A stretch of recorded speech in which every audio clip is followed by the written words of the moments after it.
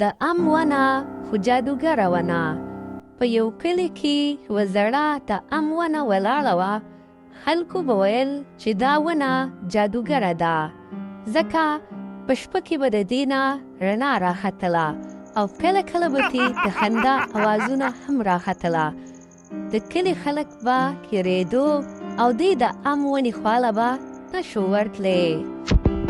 چا به ویل چې په دې ونه کې پیریان دي، چا به ویل په دې کې دیوان دي، چا به ویل دا ونه چې کومه ده پخپله یوه بلا ده. وخت تېرېدو او دغې ونې له به څوک خواله نشو ورتلی.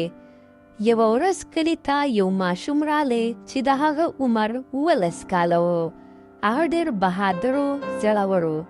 کله چې هم هغه دا کیسه واورېده نو ویل چې هیڅ هم نشته او زه به د شپې دغې ونې خواله ځمه.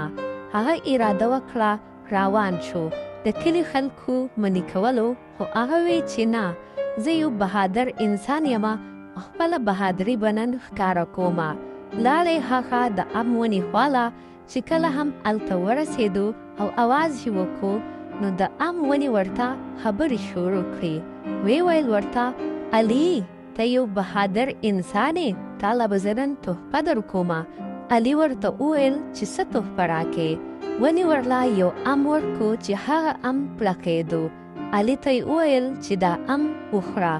علي هغه ام وخوړو چې څنګه یې وخوړو نو هغه د هر شیز ژبه زده کړه، د بیزو، د مارغانو، د ځناورو، د بوټو، د هر څه په ژبو پوهېدو. کلي ته رالی او ویل هیڅ هم نو په ونه کې، مالی خو ام راکو. بیا چې به د چا بیزه ورکه شوله نو انې ته به یې اواز وکړو، انې به ورته اواز وکړو بیزې ته، بیزه به یې خواله راله. چا نه به چرګه ورکه شوه، علي ته به یې اواز وکړو نو چرګه به یې خواله راله. دغه رنګې د چا نه به بل څه ورک شو نو علي به یې راغوښتو.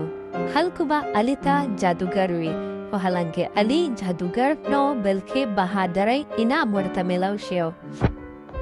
یوه ورځ د علي نه خلکو تپوس وکړو چې ته جادوګر یې؟ علي ورته په خندا شو، نه، زه جادوګر نه یم، هغه ونه جادوګره ده. نو خلک په بیا د هغې ام د ونې خواته تلو او امونه به یې ترې خوړله. دوستي ورسره جوړه شوه.